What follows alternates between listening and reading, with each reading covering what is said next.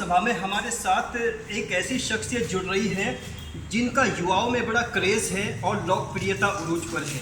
युवा सुनना चाहता है, देखना चाहता है और उनसे मिलना चाहता है, बात करना चाहता है या उनकी वीडियोस या उनकी रिपोर्टिंग देखना चाहता है चैनल के माध्यम से। और आज हम लोग कुछ अहम मुद्दों पर बात करेंगे। सबसे अहम बात हमारी, हम अपने दर्शकों को बता दें कि हिंदुस्तानी जितना भी सियासतदान है, अब से अगर 25, 30, 40 साल पहली बात करें तब का सियासतदान और आज के सियासतदान में हमें एक ज़मीन आसमान का डिफरेंस मिलता है। उन्हीं कुछ अहम सवालों के जवाब लेने के लिए हम पहुँचे हैं। हमारे साथ जुड़ी है इकरा हसन, और इकरा हसन चौधरी मुनव्वर हसन मरहूम की बेटी है, जो आज लोकसभा कैराना की सियासत को बहुत अच्छे से मैनेज कर रही हैं, हैंडल कर रही हैं। Welcome madam. बताइए कि आपने अपना जो एजुकेशन है वो सीधे दिल्ली से, और दिल्ली के बाद सीधे लंदन पहुंची। लंदन पहुंचने के बाद आपने सीधे राजनीति में कदम रखा। तो इस सफ़र में जो यहाँ की सियासत है और यहाँ का जो आवाम है, उससे तालमेल कैसे आपने बनाया? जी, बचपन से ही मैं हॉस्टल में रही हूँ और बाहर ही रहना हुआ। घर पे सिर्फ छुट्टियों में आते थे, लेकिन उस छुट्टियों में जिस तरीके से अपने आपस में सबसे मिलना जुलना रहता था, तो हमेशा लगाव रहा है और हमेशा जान पहचान बातचीत सभी से रही है।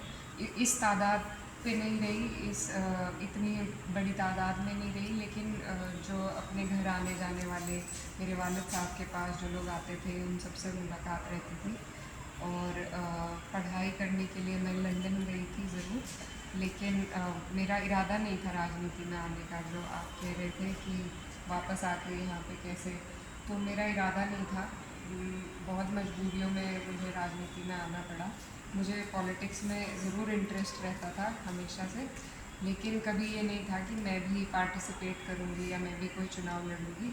तो पढ़ने में बाहर इसलिए गई थी क्योंकि मेरा PhD का इरादा था। रिसर्च की वहाँ थोड़ा जल्दी भी हो जाती है और बेहतर सारी रिसोर्सेज हैं, तो इसलिए मेरा वहाँ से आगे की पढ़ाई भी करने का इरादा था। लेकिन हालात ऐसे बन गए कि वापस आना पड़ा और वापस आकर फिर इस काम में। अच्छा, जैसे आपने लंदन में जो किताबें पढ़ी, आसमान का फ़र्क है यहाँ में और वहाँ में।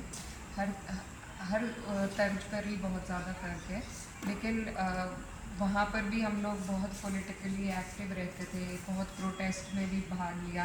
तो अक्सर दिमाग में यही बात आती थी कि हम दूसरे मुल्क की राजनीति में दखल दे रहे हैं, और जबकि अपने मुल्क में इतनी ज़रूरत है कि वहाँ पर भी लोग ऐसे हों जो आवाज़ उठा सकें।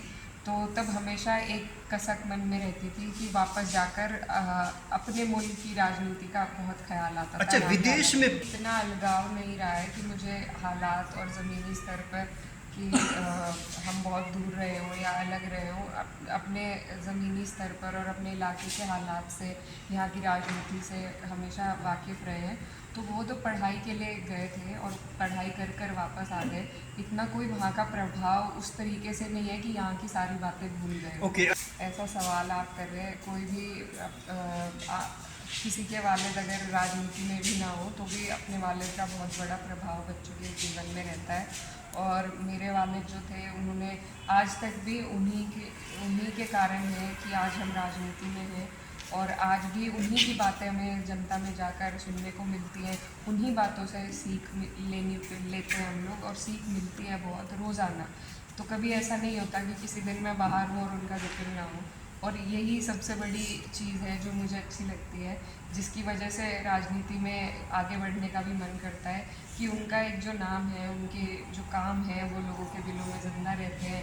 उनसे बहुत सीख मिलती है और खुशी होती है। अच्छा, इकरा की जो अल्लाह का शुक्र है बहुत कि मैं खुद को इस लायक तो नहीं समझती, लेकिन लोगों का बहुत प्यार और मान सम्मान मिला है, तो उसके लिए सभी का तहे दिल से शुक्रिया है। और बस ऊपर वाले का शुक्र अदा करते हैं कि उन्होंने इस काबिल बनाया। अब बस यही दुआ है कि इस काबिल भी बन सके कि लोगों के काम आ सके। अच्छा।